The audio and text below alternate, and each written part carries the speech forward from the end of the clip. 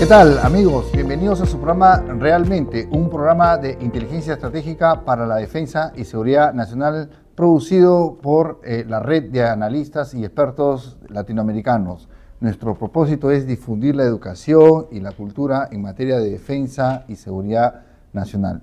Para ello, el día de hoy tenemos al coronel en situación de retiro FAP, Abraham Lescano Salazar. Permítame leer un poquito su hoja de vida en resumen.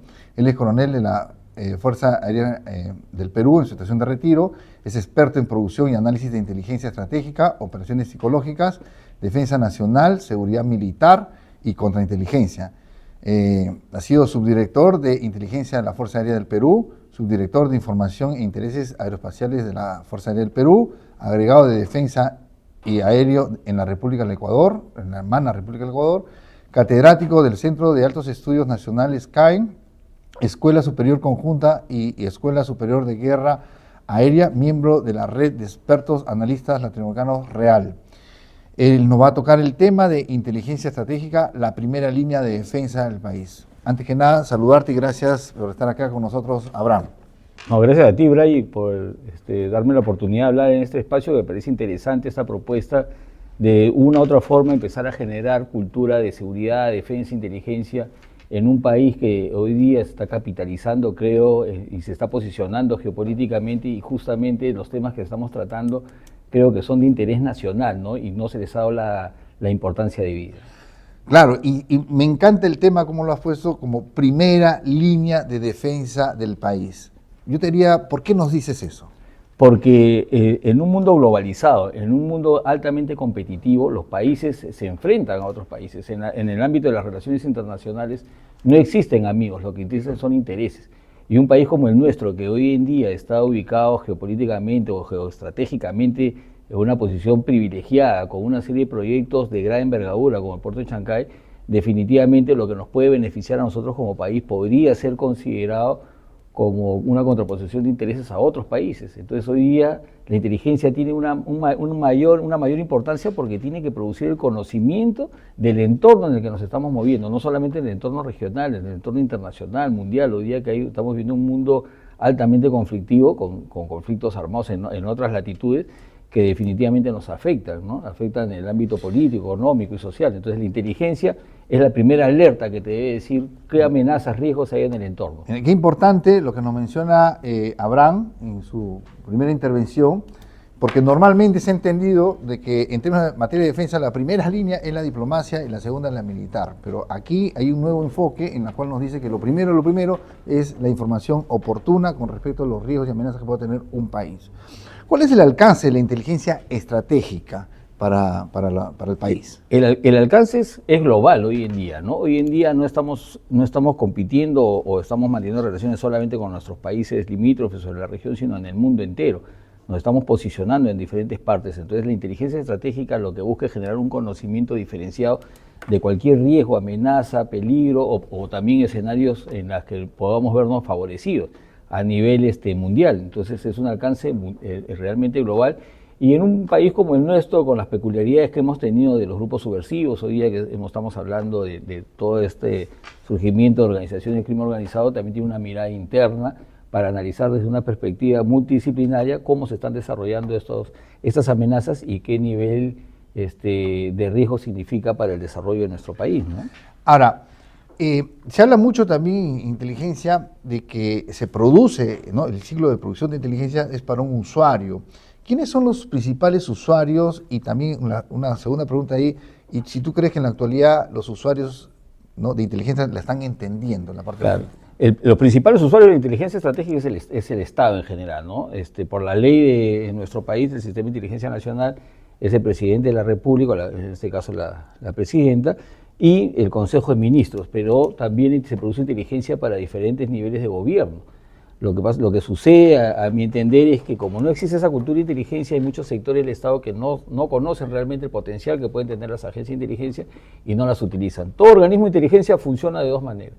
Cuando el decisor o el usuario final conoce qué información requiere y se las pide para que ellos consigan esa información. Y ante la carencia en algunas oportunidades que el usuario no, por desconocimiento, por diferentes motivos, no orienta la búsqueda de información que tienen que tener esas agencias, por iniciativa propia y por la misma experiencia que tienen, ellas empiezan a producir inteligencia. Pero lo ideal es que sea el usuario el que diga qué tipo de información requiera, ¿no? Que no necesariamente sucede así. Ese es un problema, porque a veces podemos tener usuarios en distintos niveles de gobierno, como mencionas, que no conocen qué es ni para qué es.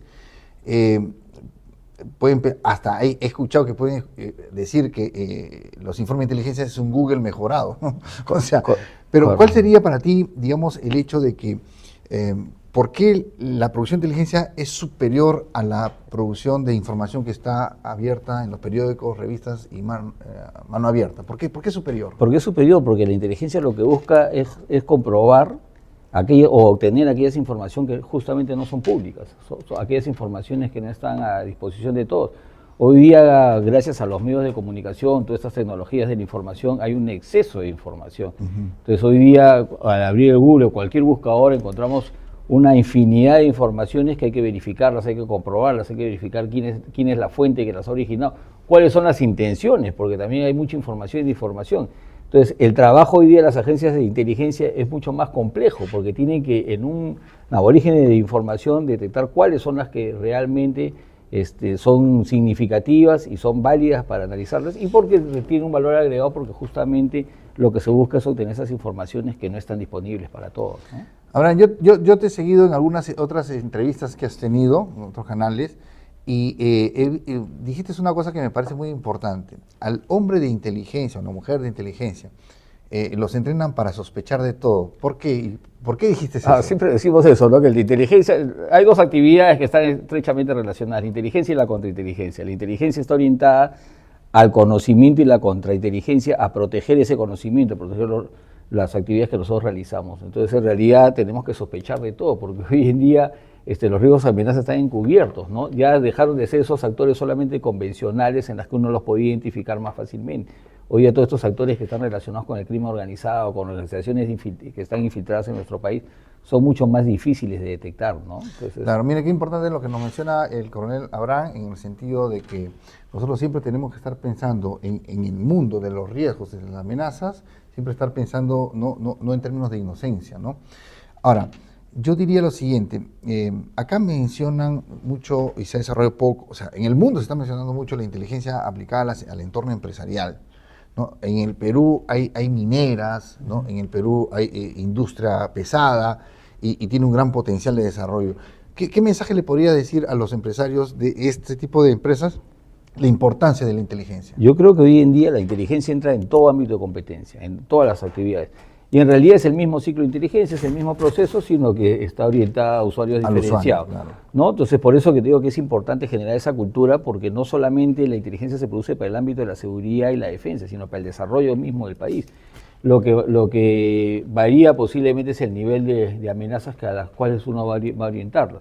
Hoy en día es cierto que se les ha denominado de diferentes maneras, se habla de la inteligencia competitiva, la inteligencia de negocios, la inteligencia empresarial, pero todas bases de la misma base, ¿no? El mismo ciclo de inteligencia, que no es otro que buscar información, obtener esas informaciones, analizarlas y finalmente convertirlas en una información que sea útil para el usuario, ¿no? Cuando uno recoge ese tipo de información por chuponeo, genera mucho aspaviento político. ¿Hay otras maneras de conseguir la información? Por supuesto, hoy día hay una infinidad de formas para obtener información, ¿no? Acuérdate que un organismo del Estado tiene que actuar con las normas legales, todo para obtener información, ¿no? Hay todo un mito con esto del chuponeo que no necesariamente es claro, como se vende, ¿no? Y dígame, ¿cómo ves al SINA, al Sistema Nacional de Inteligencia en el país, si lo comparas con los 90, con los 2010, los 2000, ¿no?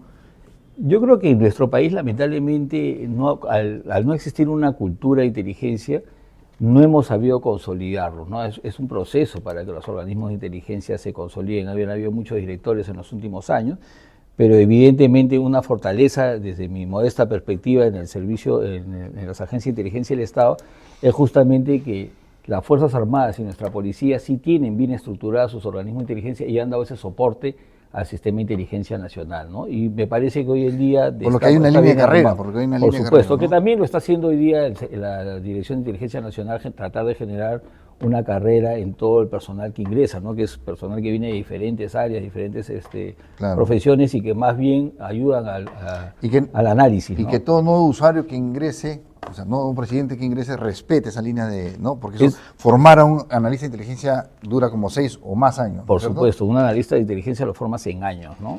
Que no solamente tiene que tener la experiencia en el campo, de conocer una serie de técnicas de análisis, sino sobre todo permanencia en las actividades que realiza, ¿no?